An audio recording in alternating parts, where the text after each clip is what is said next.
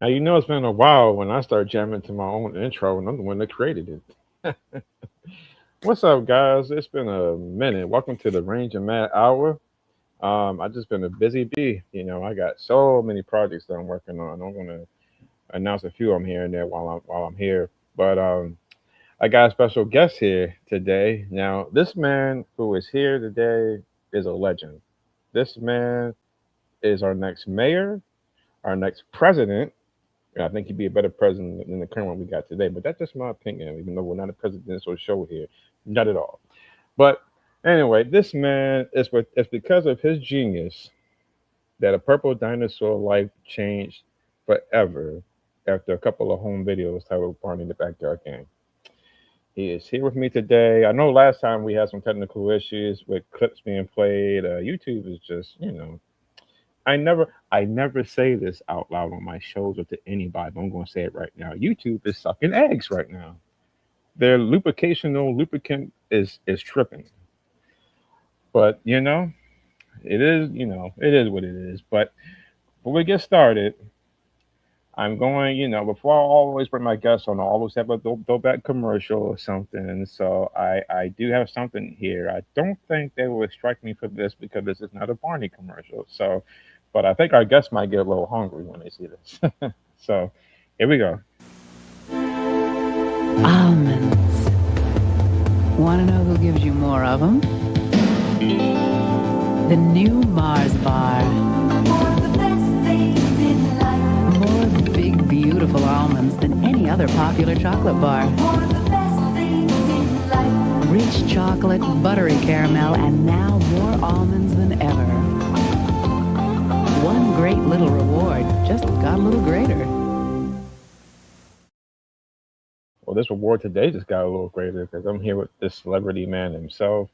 Ladies and gentlemen, the one, the only, Steve Urkel. No, I'm just kidding. Jaleel White is not here. I'm just kidding.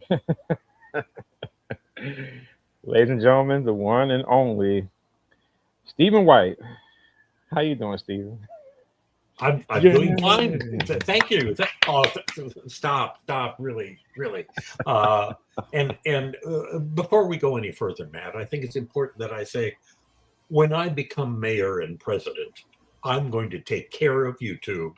I'm going to get the kinks of it out, and it will be a beautiful, beautiful broadcast medium. I'm telling you. Vote for me in November, folks. Well, bye.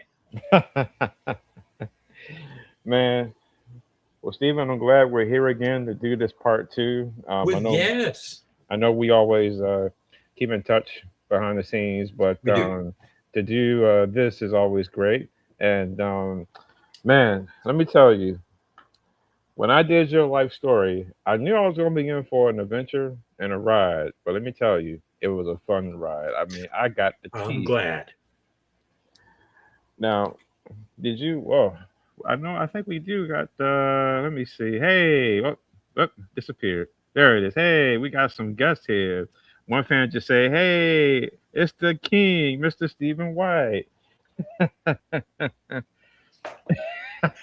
Thank you for being here. It's nice people are taking time out of their Sunday to come and visit. So That's right. come on in, bring your friends. Yeah. Yeah, come on in, get some popcorn ready. Thank you, Mr. Rockin' Robinson's Studios and Matt Wegger 2323. I got Yeah. my first guest. Thank you. Thank you. Um, Stephen, I know we've talked a lot. You've been interviewed a lot. You're a famous guy, but I'm just going to ask this anyway. Just looking back at your career as a little boy with your Yes. two great siblings, Don and Mike, Yeah. and your sister, and your Absolutely. parents. Did you have any idea that years later you'd be writing for Barney and Friends? Not for Barney and Friends. No, I no idea like that.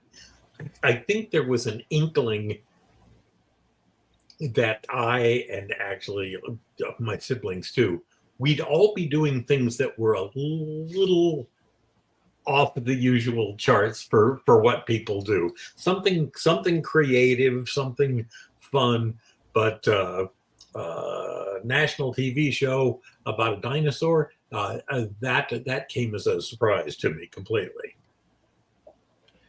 Um, well, for those that want to know more about you, should go see the documentary because they'll know everything about you. But before Barney and Friends, and before Chuck E. Cheese, you started in radio, correct? Yeah, I had been doing radio commercials originally in Bloomington, Indiana. I had that job for some years at a radio station, 97 WBWB, the Rainbow of Rock in Bloomington.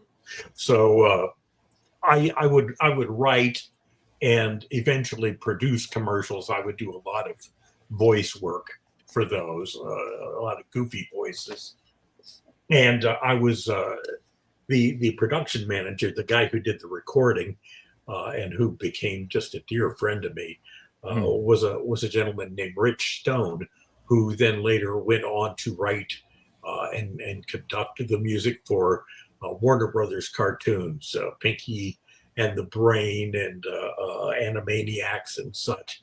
Super talented guy. So we we enjoyed working in the same radio station and egging each other on and having fun making things. So at the point that I moved to Texas with my wife Kathy, that's when I uh, started doing radio commercials in the Dallas market, hiring out to various agencies and studios and things. So yeah, a big old background in radio. I still love the medium. I love old time radio, but uh, yeah, that was what I was doing before Chucky. Well, I know you love Medium because even today you have fun posting videos on Facebook, so you are still out there in the Medium. Somebody need to hire you. Yeah, what's up with that? Uh, Uh, it's very confusing. People say, "Are you retired?" And I say, "Well, I don't know. I'm still doing stuff. I'm just not getting paid." So I don't think I'm retired. I think I'm underemployed. I was yes. about to say underappreciated, but obviously that's not the case. Look, you're here, and our huge audience is here. So I'm doing fine on the appreciation scale. You got a question by a fan already. We just got started. Look at that. Well, that's fair. You're popular. Question from Mr. White. When we get to Barney, besides the one we already know about, what are some ideas for a home video or an episode that you wish you could have been able to do? Uh, Certainly, and I've mentioned this various places before. Talking to myself in the shower. No, there. I wrote a script about Barney and the kids going to the hospital, and I really wish that one had been made because the idea, controversially to the people making decisions, was to make hospitals not scary for kids. Seemed to me like a natural, but yeah, I wrote the thing, and uh, yeah, it was fun. It was all kids at some point are going to have to go to the hospital. Maybe they're ill. Maybe they've had an accident. Maybe they just have a friend or a sibling who's gone to the hospital. And this is very scary stuff. So I really wanted to have a video in which we show, okay, this is what an X-ray machine does, and it looks scary, but it's not scary. And these are the people who work in a hospital, and they're just there to help. And and of course, it wouldn't be a good Barney home video unless there was a lot of humor in it. So I was very happy with the script and very disappointed then when the marketing people said, "Oh no, that's depressing." It's like, well, trust me, I'm not, I'm not Were they gonna smoking something? I'm not gonna write a Barney script that's depressing. Uh, so I wish that one had happened, uh, for sure. That would have been great. Were they smoking something when they said it'd be depressing? Because I know that would not have been depressing to kids. No, I'm not quite sure how the decision making process went down. I wasn't there for Hmm. that. I often wasn't involved in any meetings with the marketing people, which is probably good for the marketing people because they made some wacky decisions. And I will say though that see, at the point that I was doing radio in Dallas, when I came to the market, it was all advertising. And for that matter, at the radio station in Bloomington, where I worked with Rich, that was all advertising. So I understand marketing, I understand messaging. And so that's why these decisions bug me so much, is because they were also playing in my professional backyard. So I'd like to think I had educated opinions about that. But yeah, some stuff I would have loved to have seen happen got shot down. Yeah.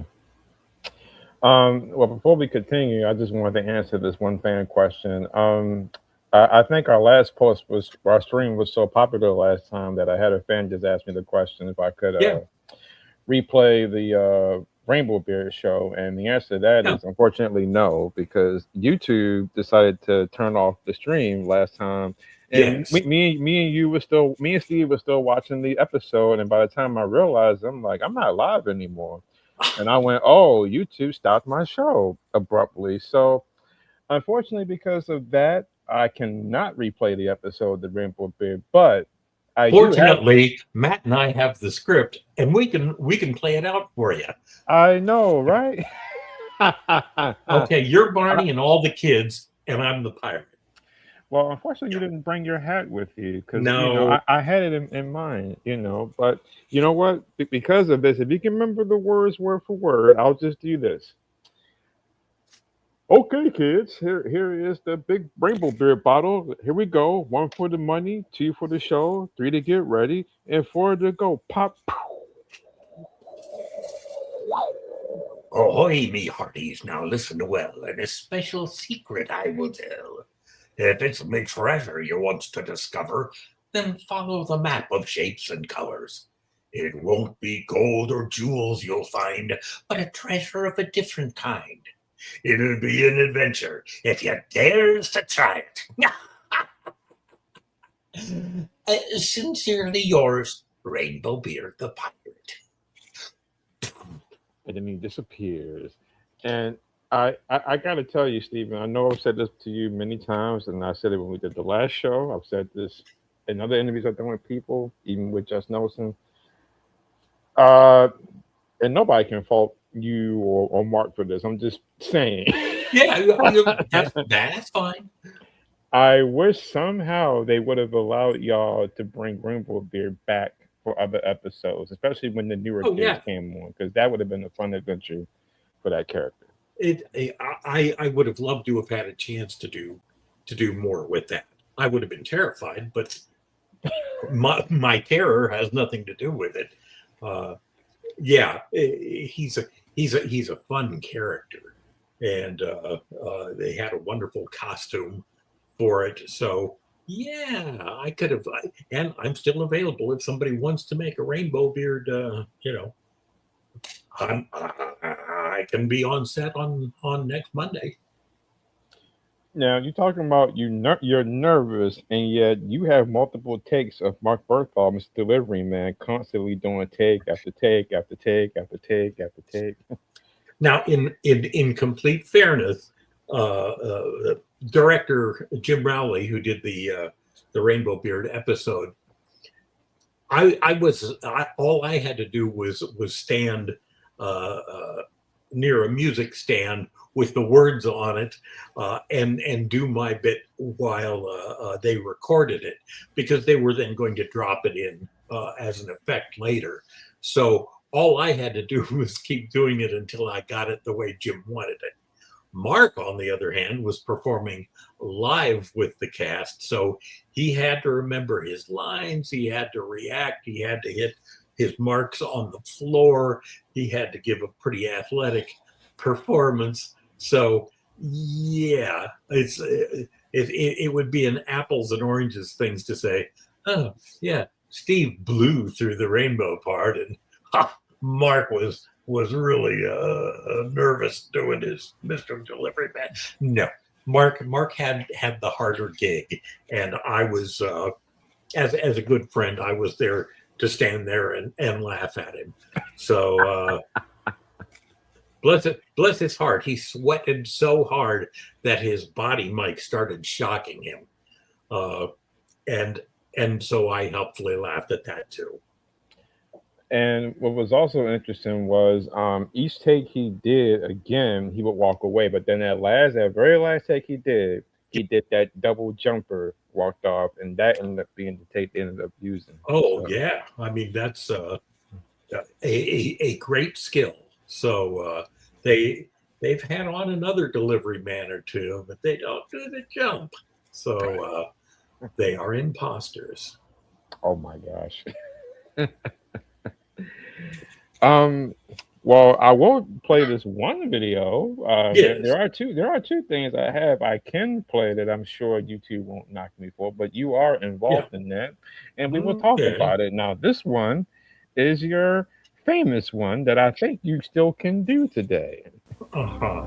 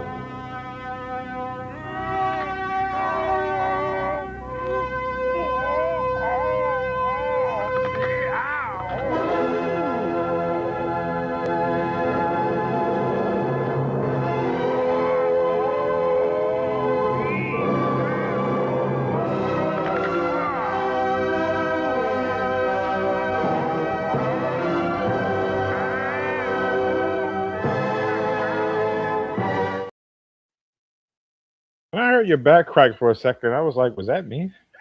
No, you can actually hear the bones snapping. A little something I like to call. Yeah. And no, I don't do that anymore. or if I try, I'm going to be off to the ER pretty quickly. But that predates AI, kids. That was real. Bringing it real. Yeah, you were very tall and loose like that. I mean, you just took your whole all that stuff you did and just exactly. It does not seem possible that somebody could go 360 degrees, and yet there I was. And speaking of which. Yes. Let's greet Steve White and Chris Massaro. Welcome. Nice to have you with us. We'd like to get acquainted with you. Chris, please tell us about you. Okay, my name's Chris Massaro, and I live in Whittier with my husband, Randy. And right now I'm on a leave from the telephone company, and I'm just enjoying taking care of my little boy. That's nice, Chris. All right, good luck to you. Steve, tell us about you. Well, my name is Steve White. I'm from Bloomington, Indiana, home of Indiana University and Breaking Away, in case anyone has seen that. That was a wonderful flick. Thank you. And I was once in Ripley's, believe it or not, for standing with my feet around backwards. So. You what? I stood with my feet around backwards and was in Ripley's, believe it or not. Are you a contortionist? I am indeed, yes. Well, get out here and show us what you can do here. Right there. On that little blue dot. They can focus a good light on that little blue dot. Okay, now this actually helps if somebody turns 1 foot around for me. Are you? All right, sure. What's he going to do? Grab my other toe and just pull it around toward the other toe. Now pull this one around. Does that hurt? All right, that hurts. I don't want to do it. Oh, that hurts. I don't want to do that. Me. One of the great moments in my life, Mm. unquestionably. And to this day, it is still music to my ears to hear the audience going, oh, it got a reaction. So I'm quite lucky to have actually had a video made of that in a studio with real cameras and real lighting. So Yeah. because that's another thing I'm not doing anymore. I do not want to be, in the ER with them asking now, how did you break your artificial hip? Like, well, I'll turn my leg all around backwards. No, so that's why I'm glad this stuff exists on tape. It's proof that I've been crazy a long time, not just recently, and that's useful in court. Oh, I knew you was crazy, but then I didn't even meet you at first. Yeah. When I first heard about Yeah. Stephen White, I was like, who is this guy? He is plausibly capable, and then I've heard no, he crazy. I'm like, okay. Yeah. I'd like to think those videos are going to help with that presidential campaign that we've been talking about. Mm-hmm. And when I played the first video, the fan said, "Sweet mother of pearl, he is flexible in every sense of the world." So It's really true. They call that hypermobility of your joints. So yeah, but Elasto the Magnificent was a catchier name, so that's what I used when performing. yeah. Um. Well, let's talk about your charming wife, Kathy. And y'all had an amazing daughter, Yeah. Sarah. Can Sarah do any of that stuff that you do? She can do some of it. The rest she has too much good sense to try. But yeah, she can do leg stuff and finger joints and things like that. So Yeah. we're a loose limbed family. I noticed, and I haven't met you in person yet. Oh, yeah. You'll barely recognize me. My joints going every which way. You'll turn around and say, "I hope he doesn't notice me." That guy's just weird. Well, can you share the story about when Kathy came into your life? I know it involved some pizza. It does. This was back in Bloomington, Indiana. I had graduated from Indiana University with a psychology degree, the big money, and I had no desire to go then join real life. And I had friends in Bloomington who were still in school. So, yeah, I just decided, let me hang around Bloomington until I'm forced to act like a grown-up. And I got a job at the Village Inn pizza parlor as a cook. And so I did that for quite a while. And at one point, our dishwasher, a lovely man named Razak Samandur, had a neighbor who he brought in because she needed a job, and that was Kathy. So Kathy became a waitress. I was and would still be terrified of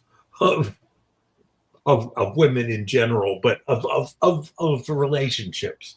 And that sounds wrong. I love women. I love relationships, but I'm shy. I'm introverted, as surely all of you can tell. Oh yeah, I know But this too. it's trust me, it's complicated. But because Kathy and I were working side by side, that gave me a chance to get more comfortable with talking to her, and so yeah, that just it evolved. I felt for her way before she felt for me, which makes sense. She was smart and attractive, and I was odd but flexible. So she was bringing more to the party than I was. But over the course of time, yeah, we fell in love and eventually were married. Had our daughter Sarah. So I'm to this day grateful that both of us needed work at the same time that the Village Inn was hiring. Yes, I mean, it was one of the moments where you saw her and that song played in your mind. You was like, this magic Oh moment. yeah, Um, well, I didn't get the chance to meet Kathy, but from hearing stories from you and your brother Mike, I know she was an yeah. incredible person who left us too soon. So, Yes, absolutely. She's missed every day, uh, and for what it's worth, uh, she very much had an impact on Barney in that when I first moved to Dallas, uh, people surprisingly, or not surprisingly, were unimpressed that I had been writing radio commercials in Bloomington, Indiana, in the middle of nowhere. And so I was writing, but I wasn't making any significant money at all. Kathy was the one who went to a regular 9 to 5 job, which with travel time was a lot more than that. And it was not a job she liked doing. She kept our family afloat until I had worked up enough momentum with writing projects that I could then handle the bills and she could stay home. So uh, had she not done that, there's no way I would have been available for Barney. I couldn't have held on that long. So Kathy really enabled everything that then happened in my life, and then things that I was able to do. So she's definitely a part of the Barney story. oh, definitely, I agree. Um, and also, so we did this last time, but Yep. unfortunately, YouTube had to be YouTube and take it off. Um, Share a story about your amazing family who I have right here. Oh yeah, there we are, and that's me with the dark hair and the mustache trying to drip off my chin, and that's the lovely Kathy right next to me. So that would have been, and let's see, the redheaded guy, my older Whoop, brother sorry. DJ, and the brown haired guy with the mustache and the pearly white teeth. That's my twin brother Mike, not identical, and that's my mom and dad looking over the top of a. It was like a planter room separator thing, but yeah, that's the group of us, and that was in Indianapolis. But yeah, great family. Both of my parents were artists. They met in art school. Their closest friends were other people who they had met in art school, and so growing up, all all we saw were artists. A lot of them had legit jobs by then, but then their kids were about the same age as the kids in my family, and we were all being brought up in this kind of freewheeling bohemian artistic creative mindset, uh, and so a lot of us ended up in the arts ourselves, and it made for a fun and creative and experimental childhood, which I've never grown out of. But we like you. We wouldn't have it any other way. So, of Well, course. that's good because I'm starting to think I'm not going to grow up. It's getting late in the game, so I guess my sensibilities leveling out at those of a 10-year-old are maybe permanent. Uh, yep, there that would be Mike in the glasses me barely packed into the checkered shirt, and my older brother Don. That would be at, I believe, Grissom Air Force Base, where we were all Top Gun pilots. No, we weren't. We were a long way from that. We were there for an air show that day, in the crowd. We weren't flying anything. Sure, I wanted to wing walk, but no, they said no. So, but yeah, that was yeah, that was a fun family out. I was gonna say, I mean, if y'all were fireplowing them planes back there, then what the heck was going on? They allow kids Yeah. to do that, which means you got just start before Tom Cruise was even invented. So Oh, okay. pretty much. Yeah. I don't want to just flat out say that he did Top Gun imitating me, but I think people are free to draw their own conclusions. Use your um. heads, people. So, well, we want to use your head, but your head's just so creative and so bubbly and fun. We might get lost. So, That's genuinely possible. So you had your amazing family. You was in Bloomington, Indiana. You did radio, and you also met Kathy. Yep. Now, now after all that, somewhere in there, you went to this amazing place where you met this man who would also probably help in some way, open the door for Barney, Bob Mm-hmm. West. You found Yes. your way to Chuck E. Cheese. Yep. Now, how did the road of Chuck E. Cheese enter your direction, and how long after that did you meet Mr. West? Well, it didn't take long to meet Bob once I had that gig. Basically, at the time I was freelancing my radio work primarily for an ad agency in Dallas called Morock and Associates, and I had a good relationship with them. I got paychecks from them, which was really important at the time.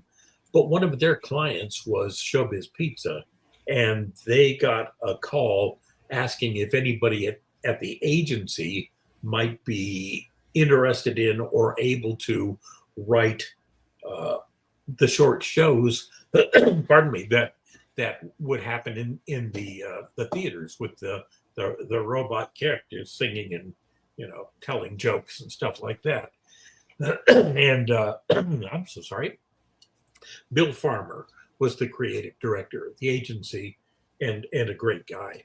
And he said, "Well, we don't have anyone on staff, but this guy, this Steve White fella, he'd probably be who you want."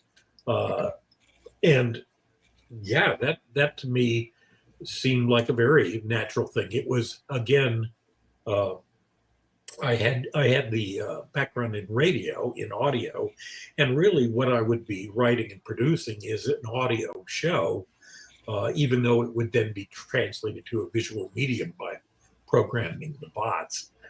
But pardon me. So I got that. It was still again freelance. I've been a freelancer forever. Uh, so I got paired with David Wolf doing music, who later did some stuff for Barney, a great guy. Also a fellow named David Roth, who did the vocal arrangements. He was great fun to work with. And then, of course, meeting the voice talent, because I would, besides writing scripts, I would be there in the studio as we would produce the audio tapes. And there was Bob West doing two characters, Pasquale and Jasper Jowls, the banjo playing dog. So it didn't take me long to really appreciate Bob's talent, sense of humor. The guy could sing, the guy could deliver a line, and he was just a good fella. So I did that for several years, and we would do shows about 4 times a year, I think. So when we would get back together to do a new one, we do a little catching up. And on one of these occasions, I said, "So, Bob, what you been up to?" He says, "Well, I provided the voice for a dinosaur video for kids done by these 2 school teacher moms." I said, "Wow, that sounds interesting. Is that going to go anywhere?" And he says, "No." So he was wrong about that. It turns out, who knew? But so yeah, so that was how I got that Barney Bob West connection, and I followed up. I sent a letter to Cheryl Leach and Kathy Parker and all the the people making Barney, just to say, hey, I'm already out here writing for Bob West. I'm doing songs and jokes for a family friendly audience. So I'm probably well suited to your needs. Although I didn't hear back from them until the series was actually purchased for PBS, or I should say greenlighted, because I thought, well, that's taken off without me. But instead, soon after I saw that there was going to be a series, I got contacted by Cheryl Leach, and the rest, as they say, is history. Yes, yes. And I have to clarify one thing, because I did a double take when we did your documentary when you mentioned Yeah. it, and then I got to clarify this because you mentioned it. When Steve said that he had help from a man named Bill Farmer, he doesn't mean Goofy Bill Farmer. No. It was a whole different guy. A different guy, although at the time, Bill Farmer was a voice talent in Dallas, and so I worked with that Bill Farmer too. But yes, different Bill Farmers. Collect them all. Yeah, I remember the first time you told me that story. I was like, "Whoa, wait a minute! You talking about Goofy Bill Farmer? He's the one that got you the job at Chuck E. Cheese. Now, how did he do that and do Goofy's voice at the same time? That's an interesting move. Okay, I'm not saying it would have been impossible, but no, two different guys. right. But it's not surprising. The radio commercials, I always like to work with humor, and so there was a handful of people that I liked best in the Dallas market to use for voice talent over and over, and Bill Farmer, the voice Bill Farmer, would have been one of those, as was Bob West and a good friend of mine named Lee Ritchie. So since I was doing comedy, I became acquainted with these voice talents who could really do it well. So yeah, not surprising that we crossed paths. Well, I will say, with Barney is concerned, even though it's surprising to hear Bob, who was there from the beginning, be like, this ain't gonna go nowhere. But a lot of people didn't have no idea where this was going to go. I mean, they were just doing the home videos. Yeah. And I mean, this was before social media and before the cable became the way it was. I mean, normally with a pilot, normally you put it on TV, wait for results, but they decided to go down the video pathway. Yeah. And I guess because it was so popular that it reached like Rifkin, which led to the PBS launch. And then it's like, after that first season 1, it was like, it was something there. So by the time you and others came aboard for that first season, it was like, we got something on our hands here. So. Well, yeah, it was it was interesting because at the point, and Larry Rifkin, who is the gentleman who brought Barney into the PBS world, he wrote a book, a little autobiography that I read recently, and he was making the point that when Barney was purchased to do a kid series on PBS, it's like there was a bit of an alarm that set up in Barney land, because they knew it had to suddenly become a really educational documentable educational show, and the original videos were great fun for kids, but they did not have all of the pro-social content, the learning moments. So the show, we not only needed to start doing a lot of episodes, we had to really give a spine to the show, a reason for it to be there, and things that it was particularly good at doing. And all of that happened thanks to a miraculous assembling of very talented, very dedicated people. So yeah, still looking back over my shoulder, it shouldn't have worked, and a lot of people said it wouldn't, but the elements were there, the drive was there, and the teamwork was there. So yeah, I'm still delighted that I was there for that particular miracle.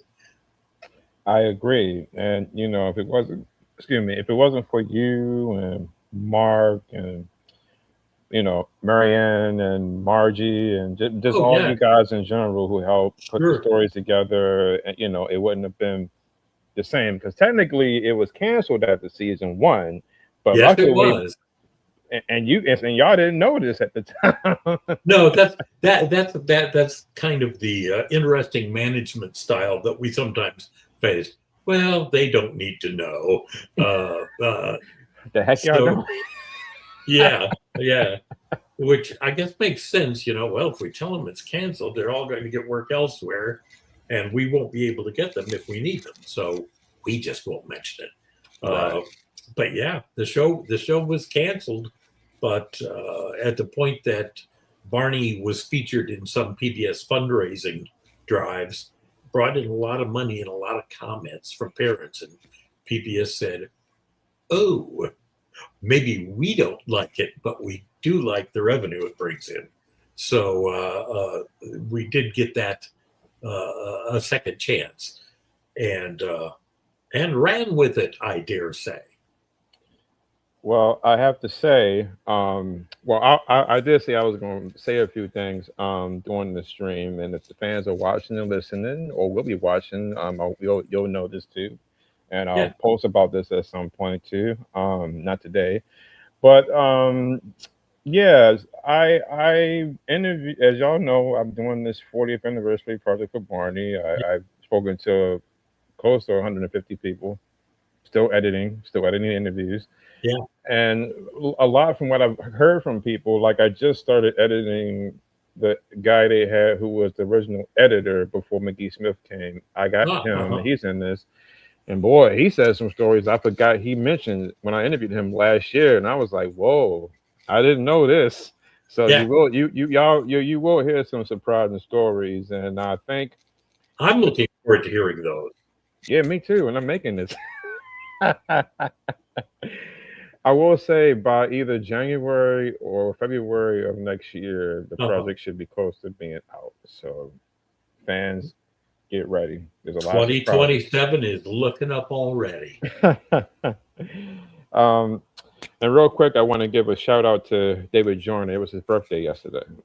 Yes, his Be Earth Day, as he puts it online, because he likes to get that Earth Day birthday thing going. But yes, and I saw his birthday online and thought, how is that guy not aging the same speed as the rest of us? David still looks great. He's running around on his motorcycle and living life to the fullest. And uh, again, when I drop back a moment about some of the miracles that had to happen to make the whole Barney phenomenon, David Joyner way up there. When I would be visiting the set and David was in the suit, you can't not believe in Barney when he's standing there. I don't care if I know it's a guy in a costume. David and in Magical Dino Sync with Bob West, you believed in him. So just an incredible talent, and for both Bob and David, they both have great heart, and Barney would not have worked without that. And their goodness and energy certainly affected what I wrote for the character. So it was kind of a real give and take in a positive way. So happy birthday, David Joyner. Well, Stephen, you've done so much for Barney, but obviously the main two highlights I know you love to talk about that his fans love the most as well is the Rainbow Beard episode, Yep. Rainbow Beard himself, and Radio City. Oh my, yes. And those are very, very different experiences. The Rainbow Beard was all good fun. Radio City, man, that was an event in my life, because I wasn't expecting to do it. I wasn't given enough time to do it. But it's like, oh, you're going to give me the keys to Radio City Music Hall, huh? Okay. I threw everything at it, because when am I going to get this chance again? So it was exhausting. It was terrifying. It was super rewarding.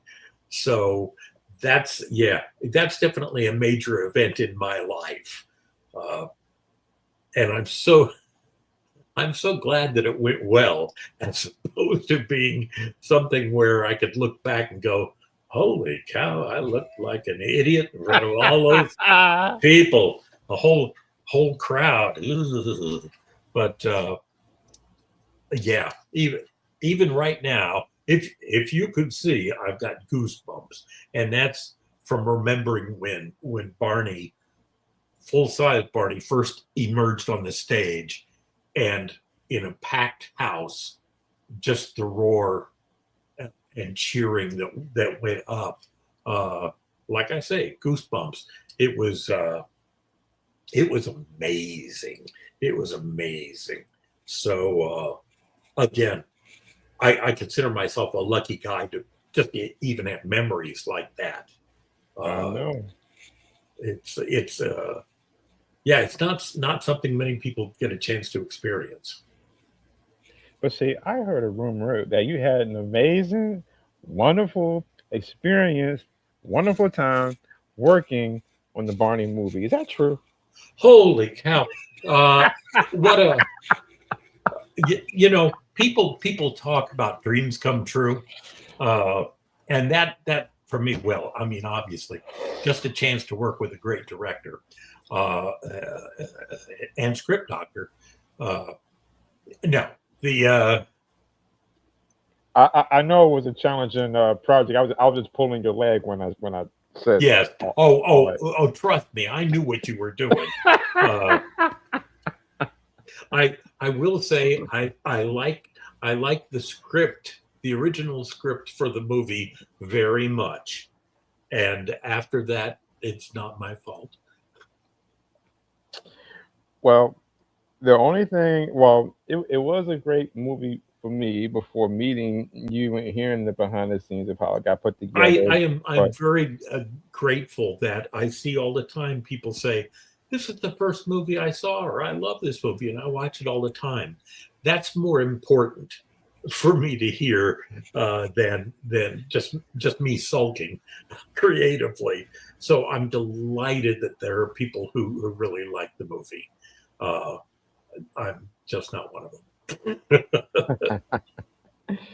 um, but unfortunately, and you know, people from the show know this, and you know this too. Whenever Yeah. I reference the later years of Barney, I always call it the seasons of change. Yes. And unfortunately, there was a seasons of change, and it really happened after season 6. Yeah. And it was like a long train of Yeah. change. A Yeah. lot of the crew who had been there for years had left, Some were let go, but some left. Yeah. Bob retired, Joyner retired. Y'all had a whole new set. There was, I mean, cause from what I understand, after season 6, Barney was on hiatus, and when it came Yeah. back, it was like a whole new. Y'all did do some home videos still, but there Oh, was a yes. change. And then we had a new producer come in, and next thing you know, you're gone. Yeah. There were a series of changes that happened at the point that Hit Entertainment bought the show. Uh, the further, I'd say, the further management got from the original core group, the and Hit, for heaven's sakes, was in England, so uh, we all were in the same building originally. The execs upstairs and the studio downstairs where we're shooting the show, uh, but there became less and less of a connection between the people making the decisions about the show and the people who understood the show and made the show. And so the thread to me got lost. Uh, they started directing the writers and other people to create the show that they thought Barney was rather than what it actually was. And what they thought was, at the very least, wrong for the character and audience. It was sometimes bad for the audience from a standpoint of pro-social communications or lessons learned. And it's so much of the real content for Barney was pretty much subliminal to everybody except really little kids. They are learning from a context that older audience members just ignore. So they don't even know how much stuff is in there. Unfortunately, if then you start changing that context and not have awareness, it damages what the kids are learning. It teaches things that aren't helpful, and sadly, a lot of that went on, which that was not a happy time in my career, I'm afraid. Well, there was a statement I made when I was narrating that for the documentary that I'm Uh-huh. doing, where I said, and I quote, "If if you were on the train for Barney when the show was being created, it was a fun ride. It was nerve wracking at times because you didn't know where it was going to go, but it was a Yeah, fun ride.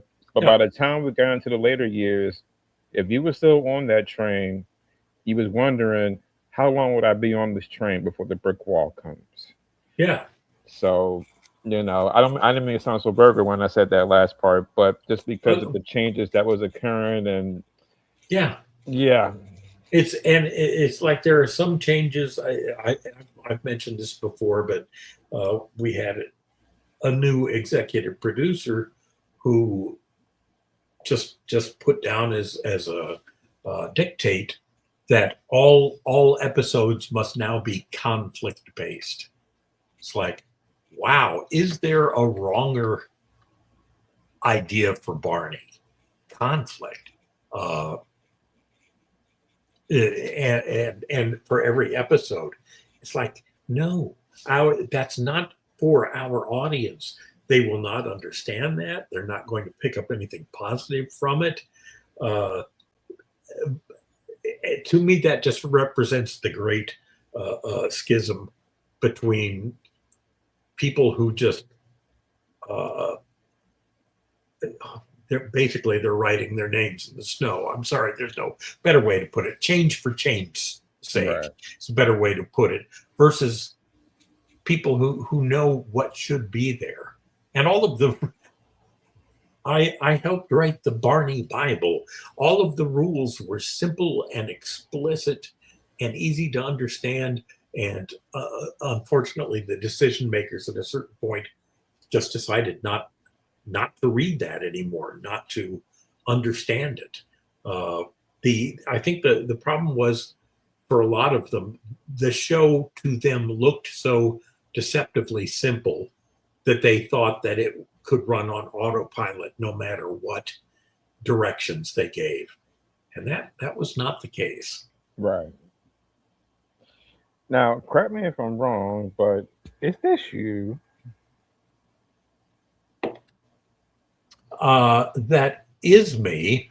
I believe that must have been on the cover of some fashion magazine. Oh, look at me playing those drums. Yes, that's that would be our Indiana basement band, the Anti-Sequacious Breed, because we were absolutely against being sequacious, whatever that means, and I have no recollection anymore. But yes. See, we were always destined for either stardom or commitment in an institution. I'm not sure which.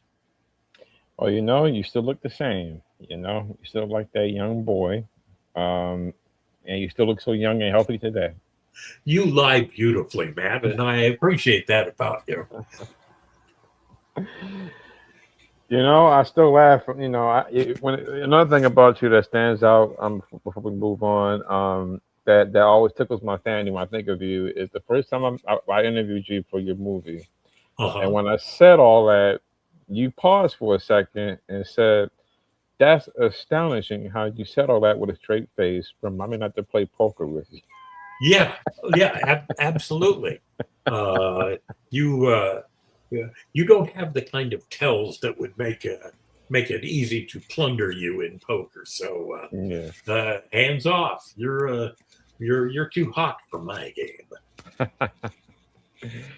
Um.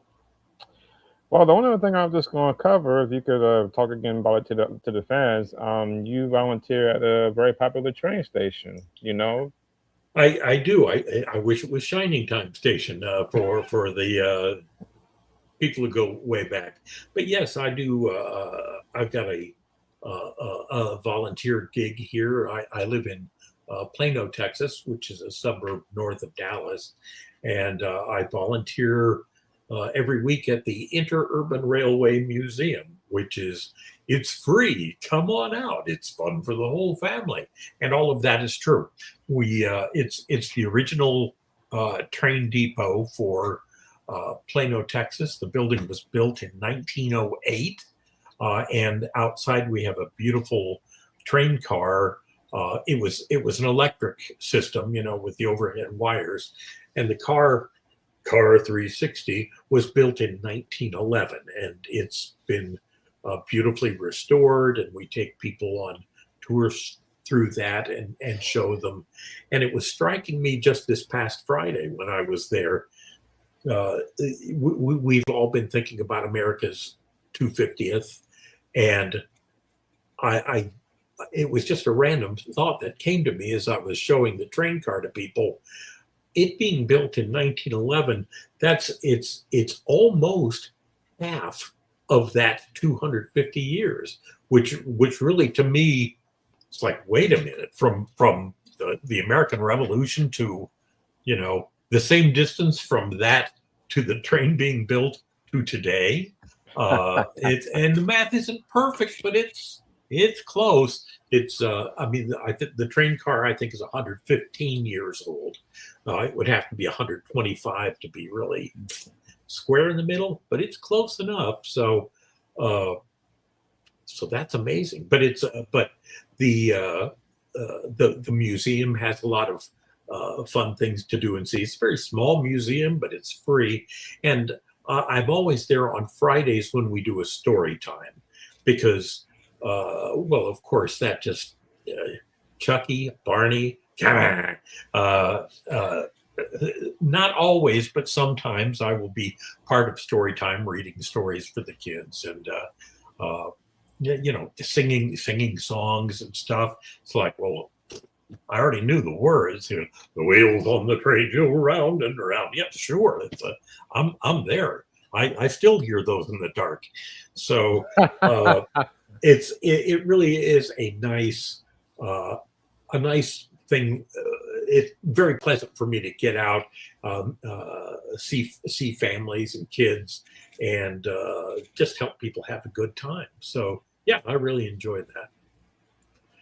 Well, I have to say, you would make a nice conductor, and people are blessed, and will be blessed to meet you and Yeah. hear the stories. And you know, when and if the time comes, I make my way to Texas. If I happen to be there the day you're there, I'm coming there and I'm gonna check it out.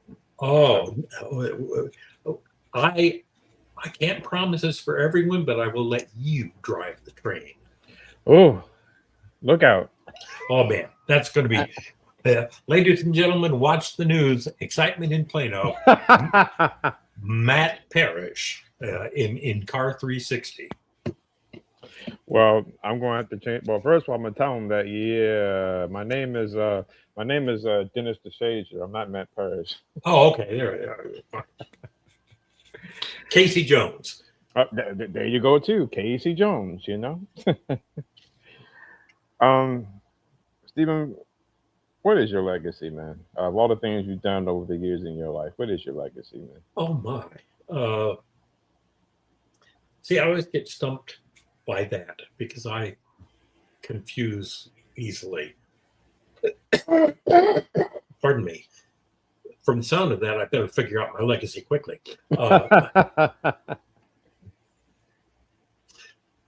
Certainly, I think Barney is the thing that most people will remember me for.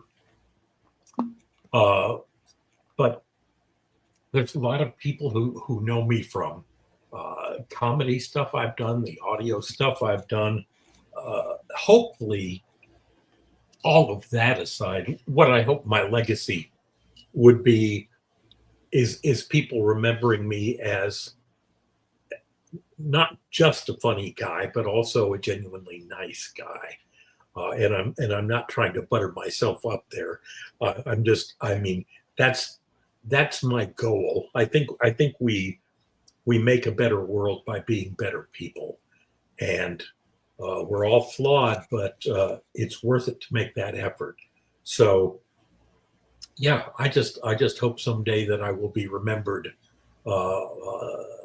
fondly with some smiles and laughter and people saying, yeah, he was a good guy. So that's all the legacy I need. Thanks. Well, you will be remembered. I mean, you touched so many children's lives with Chuck E. Cheese, of course, Barney, of course, Yep. but definitely with Chuck E. Cheese, your radio personalities, you touched adults. Yep. You also wrote books as well. you Yeah, know. we've got children's books, we've got adult books, we've got cartoon books. Uh, I I can't help it. I keep busy. That's a good thing, It is a good thing, Yeah. and it's for me. It's as natural as having a heartbeat. I've got to be working on stuff. So yeah, I hope whatever I'm working on is something people will enjoy. There you go. Well, sadly, folks, that's a wrap for today. Um, I always hate when the time comes I gotta part ways with amazing guests, especially this man right here, because this man is a genius, and we need more people like him. You know. That's so kind of you to say, Matt. Also a little ridiculous, but it's so kind of you to say. Mm. I really appreciate it. I always enjoy talking with you. Even better here. Look at all the people here today. Yes. Yes. So I really enjoy just getting to share about this part of my life. So thank you again for the opportunity and for all the work you put in, not just on stuff about me, but Barney. Ladies and gentlemen, this is a hard working man. So thank you, Matt, for all you do.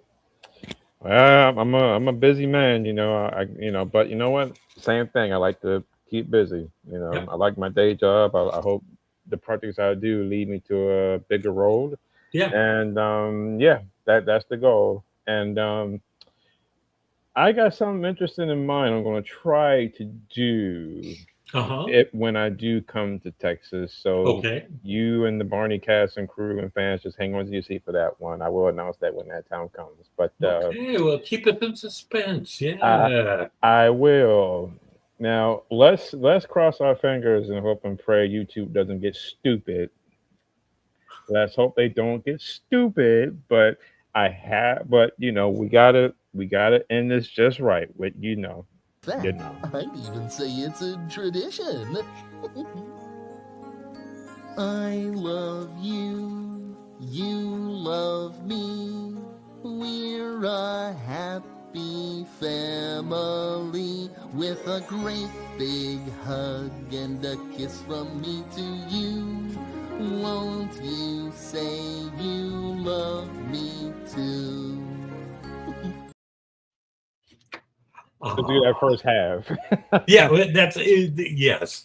So hopefully they let us get away with that because Yeah. yeah, Um, that's the way to sing us out.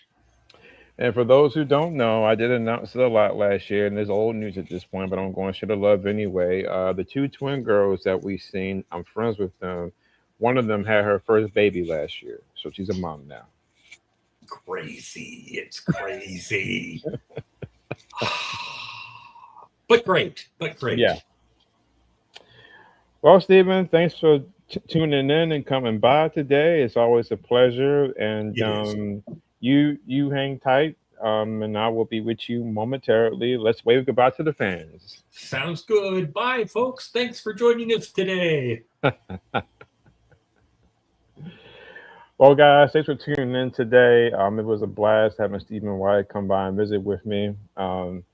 I'm a busy man, between my projects and day jobs. So I know I haven't had a lot of new shows, but I hope to have some more come.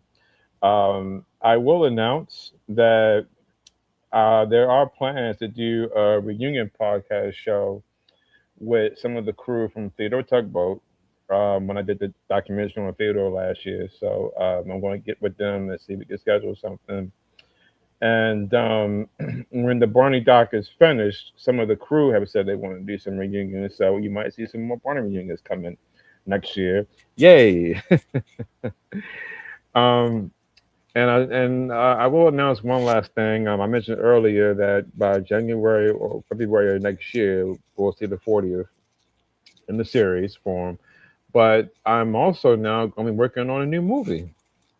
I just cast two actresses from Baltimore and some new ones, and we're shooting a drama act. Well, yeah, drama action with some action in the movie called The Spinning Arrow.